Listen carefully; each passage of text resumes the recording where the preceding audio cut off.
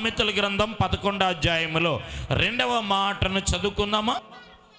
అహంకారము వెంబడి ఏమంట? అవమానము ఎవరి వెంబడి వెళ్ళిద్ది?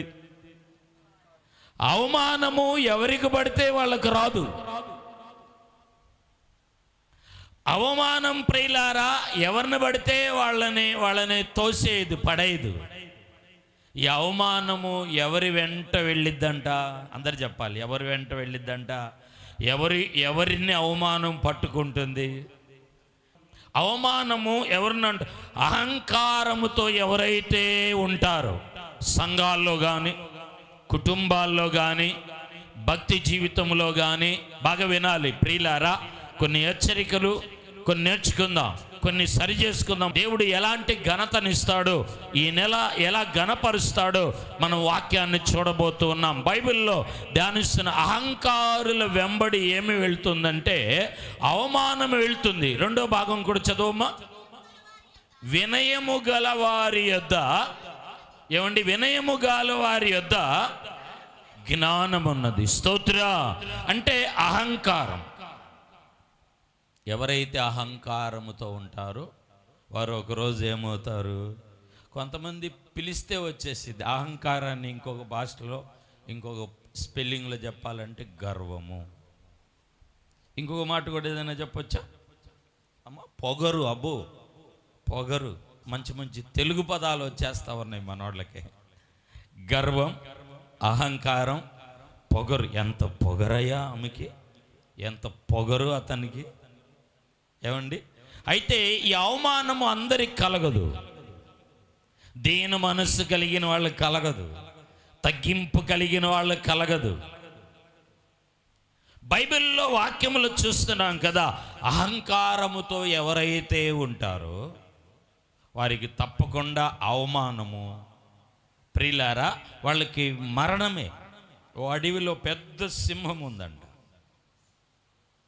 అడవిలో సింహం మీటింగ్ పెట్టి ఏం చేసిందంటే, నేను వేటాడలేను, నేను వేటాడటానికి నేను ఏమైనా బానిసనా, రోజుకొక జంతువు మీరే వచ్చేసేయండి నా దగ్గరికి అనిందంట.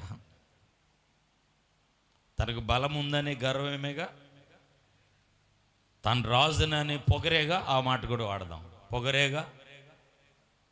ఏమండి? తన మాట ఏది చెప్తే అది చెల్లిద్దని అహంకారమే కదా.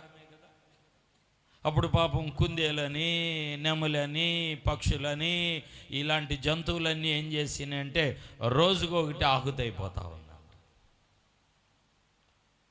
ఒక కుందేలు ఆ రోజు దాని వాటా వచ్చిందంట.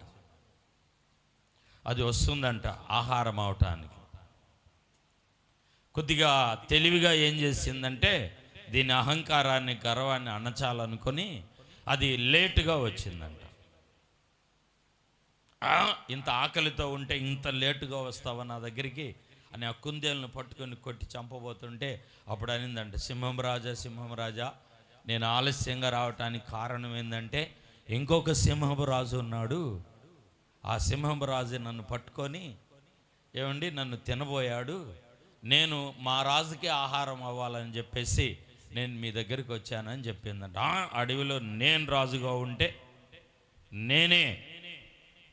నేనే రాజుగా ఉండాలి, నా మాటే చెల్లాలి, నాతోనే చెప్పాలి, నేను చెప్పినట్లుగానే చేయాలి. వెళ్ళి ఆ సింహాన్నే, ఆ రాజునే నేను చంపేస్తానన్నప్పుడు ఈ కుందేలు తీసుకెళ్ళి ఏం చేసిందంటే ఓ బావిలో చూపించిందంట. ఇది వెళ్ళి బావిలో చూడగానే బావిలో తన నీడ కనబడుతుందంట. సింహం కనబడేసింది. దీనికి బలమున్న వాళ్ళకి తెలివి ఉండదు, కొంతమందికి ఊరికి అరిసే వాళ్ళకి జ్ఞానం ఉండదు. ఊరికి అరిసే వాళ్ళకి ఏముండదండి, జ్ఞానం ఉండదు. ఇది ఏం చేసిందంటే చూడగానే అరిసిందంట. అది అరుస్తుందంట లోపల.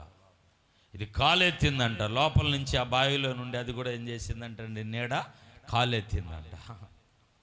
వెంటనే దూకేసిందంట. ప్రియులారా, నాశనము, అవమానం అన్నది అందరినీ వెంబడీదు.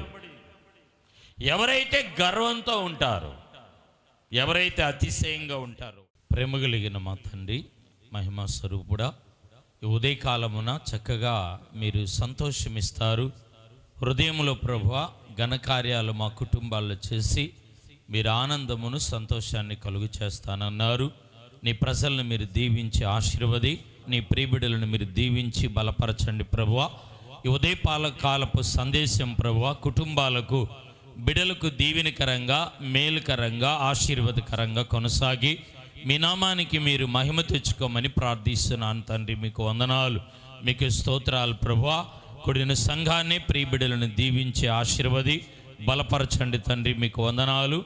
కూడిన సంఘము చుట్టూ మీ కంచివై నీ మహాకృపను మీరు తోడుగా ఉంచి దీవించండి ప్రభువా. ఎత్తబడిన కానుకను దీవి, కానుకను మీరు ఆశీర్వది ప్రభువా. వారి కష్టకాలంలో కృప తోడుగా ఉంచండి తండ్రి. ప్రభువా, ఎవరి అవసరత కలిగి వచ్చారో వారి అక్కర్ల అవసరతలన్నీ తీర్చి మీరు నడిపించండి. ఉదయకాలపు దీవెన, ఉదయకాలపు ఆశీర్వాదాలతో నింపి భద్రపరచమని యేసు నామమున ప్రార్థిస్తున్నాము తండ్రి. ఆమేన్. పరమ తండ్రి అయిన దేవుని ప్రేమ, కుమారుని యొక్క నిత్య సత్యకృప, పరిశుద్ధాత్మిక అన్నిని సహవాసము కూడిన సంఘానికి, ప్రాంతానికి తోడై ఆశీర్వదించి బలపరిచి ఉదయకాలము దీవించునుగాక.